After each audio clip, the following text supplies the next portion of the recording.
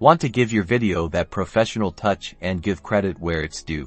Alright, let's dive in. First, open your project in Capcut and navigate to the end where you want your credits to appear. If you want a clean slate, feel free to create a black background, but you can totally layer this over the end of your video. Now, find the text tab in the bottom menu and tap on it. This is where the magic happens. Tap on Add Text to create a new text layer. Here, you can customize your text type in your credit information. One line or phrase for each contributor or role, such as directed by, starring, edited by, or anything else you want to credit. Adjust the font, size, and color to match your video's style. You can also play with the background for a more personalized look. Next, tap on Style and explore the animation options. You'll be using animation to make the credits scroll.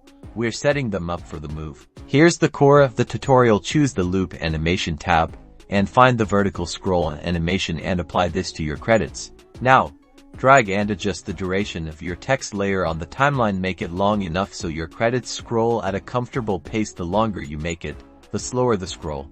And that's it. Play your video from the end credits to preview your scrolling credits. Congratulations! You've successfully added professional end credits to your videos. You are now ready to give credit where it's due and impress your audience.